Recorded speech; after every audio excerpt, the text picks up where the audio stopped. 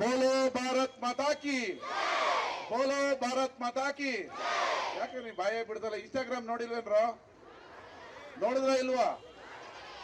ನಿಮ್ಮ ತರನೇ ಇರೋ ವಿದ್ಯಾರ್ಥಿಗಳಿಗೆ ಹೊಡೆದಿದ್ರೆ ಇದೇ ರೀತಿ ಬಾಯಿ ಮುಚ್ಕೊಂಡು ಕುತ್ಕೋತಾ ಇದ್ರ?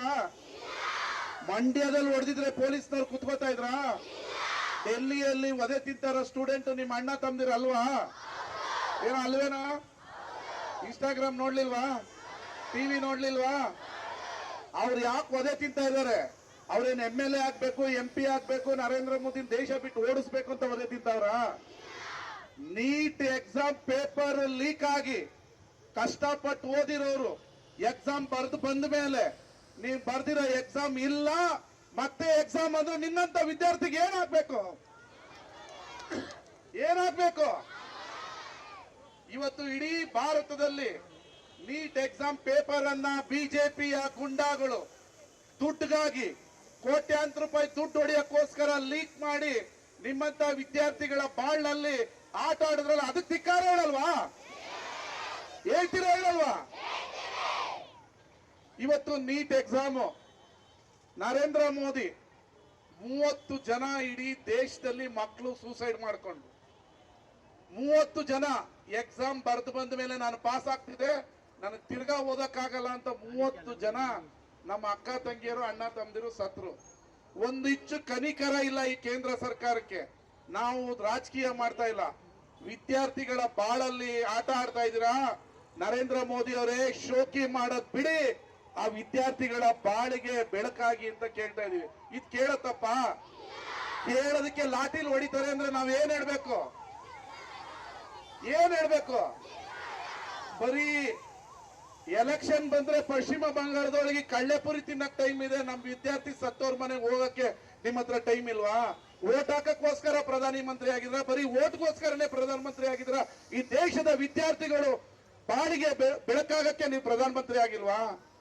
ಆ ಕಾಕ್ರೋಚ್ ಜನತಾ ಪಾರ್ಟಿಯ ವಿದ್ಯಾರ್ಥಿಗಳು 1,20,00,000 ಜನ ವಿದ್ಯಾರ್ಥಿಗಳು, ನಿಮ್ ತರ ವಿದ್ಯಾರ್ಥಿಗಳು ರೋಡಲ್ಲಿ ನಿಂತು ಒಬ್ಬ ಅಸಮರ್ಥ ಶಿಕ್ಷಣ ಮಂತ್ರಿ ರಾಜೀನಾಮೆ ಕೊಡಿಸು ಅಂತ ಹೇಳಿದ್ರೆ ನನ್ನ ಇಮೇಜ್ ಡ್ಯಾಮೇಜ್ ಆಗುತ್ತೆ ಅಂತ ಅಮಿತ್ ಶಾ, ನರೇಂದ್ರ ಮೋದಿ ನನಗೆ ಗೊತ್ತಿಲ್ಲ ಅಂತ ಹೇಳ್ತಾರೆ. ಇಂಥ ಶಿಕ್ಷಣ ಮಂತ್ರಿ ಈ ದೇಶಕ್ಕೆ ಬೇಕಾ? ಏನಪ್ಪಾ ಬೇಕೇನಪ್ಪ? ಕೋಟ್ ಹಾಕೊಂಡಿದ್ಯಲ್ಲ, ಬೇಕಾ? ಇವತ್ತು ದೇಶದಲ್ಲಿ ಅಜಾಗ್ರತೆ ಆಗ್ತಾ ಇದೆ, ವಿದ್ಯಾರ್ಥಿಗಳಿಗೆ ಲಾಠಿಲ್ ಹೊಡಿತಾ ಇದ್ದಾರೆ. ಇದನ್ನ ಕೇಳಕ್ ಹೋದಂತ ಗಾಂಧಿ ಕುಟುಂಬದ ರಾಹುಲ್ ಗಾಂಧಿನ ಚಪ್ಪಲಿ ಶರ್ಟ್ ಏನು ನೋಡಿಲ್ಲ. ಅವ್ರ ಅಜ್ಜ, ಅವ್ರ ತಾತ, ಅವ್ರ ಅಪ್ಪ, 40 ವರ್ಷ ಈ ದೇಶ ಆಳದಂತವ್ರು. ಈ ದೇಶಕ್ಕೆ ಅಣೆಕಟ್ಟು, ರಸ್ತೆ, ರೋಡು ಕೊಟ್ಟಂತ ಕುಟುಂಬದ ಕುಡಿನ ಈ ಲೋಕಸಭೆಯ ವಿರೋಧ ಪಕ್ಷದ ನಾಯಕ ಅನಾಮತಾಗಿ ಎತ್ಕೊಂಡು ಹೋಗ್ತಾರೆ ಅಂದ್ರೆ ಎಂತ ದರಿದ್ರ ಸರ್ಕಾರ ಅಂದ್ರೆ ಇದು ಈ ಗೌರ್ಮೆಂಟ್ ವಿದ್ಯಾರ್ಥಿಗಳ ಬಾಳಲ್ಲಿ ಆಟ ಆಡ್ತಾ ಇದ್ದಾರೆ. ಇದನ್ನ ಇವತ್ತು ಸಾಂಕೇತಿಕವಾಗಿ ಮಾಡಿದೀವಿ. ಕೇಂದ್ರ ಮಂತ್ರಿ ಧರ್ಮೇಂದ್ರ ಪ್ರಧಾನ್ ರಾಜೀನಾಮೆ ಕೊಡ್ಲಿಲ್ಲ ಅಂತ ಹೇಳಿದ್ರೆ ಇಡೀ ಬೆಂಗಳೂರು ಮೈಸೂರು ರೋಡ್ ಅಲ್ಲಿ ವಿದ್ಯಾರ್ಥಿಗಳನ್ನ ನಿಲ್ಲಿಸಿ ಈ ಮಂಡ್ಯ ಅಂದ್ರೆ ಇಂಡಿಯಾ ಅನ್ನೋದನ್ನ ನರೇಂದ್ರ ಮೋದಿ ಅವರಿಗೆ ತೋರಿಸ್ತೀವಿ. ಇದು ವಿದ್ಯಾರ್ಥಿಗಳ ಹೋರಾಟ, ಇದು ಕಾಂಗ್ರೆಸ್ ಹೋರಾಟ ಅಲ್ಲ, ಬಿಜೆಪಿ ವಿರುದ್ಧದ ಹೋರಾಟ, ಜನತಾದಳದ ಹೋರಾಟ ಅಲ್ಲ. ಇದು ವಿದ್ಯಾರ್ಥಿಗಳ ಪರ ನಾವು ಮಾಡೋ ಹೋರಾಟ. ವಿದ್ಯಾರ್ಥಿಗಳಿಗೆ ಇವತ್ತು 2 ಕೋಟಿ ಉದ್ಯೋಗ ಕೊಡ್ತೀವಿ ಅಂದ್ರೆ ಯಾವ ವಿದ್ಯಾರ್ಥಿಗಳಿಗೆ ಉದ್ಯೋಗ ಸಿಗ್ತಾ ಇದೆ? ಎಲ್ಲೇ ಆಗಿದೆ? ಏನಾಗಿದೆ? ವಿದ್ಯಾರ್ಥಿಗಳ ಬಾಳು ಇವತ್ತು ಕತ್ತಲಾಗಿದೆ.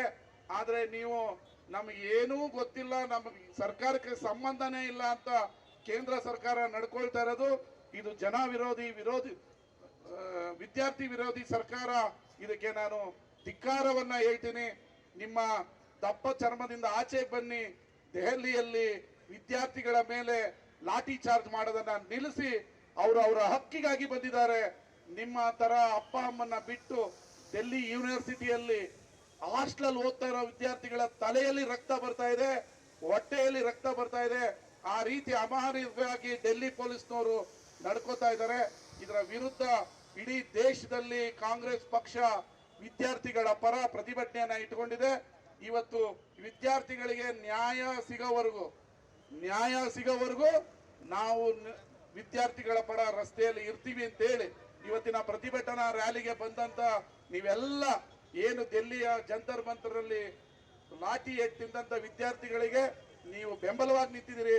ನೀವು ನಿಜವಾದ ಈ ದೇಶದ ಸೈನಿಕರು.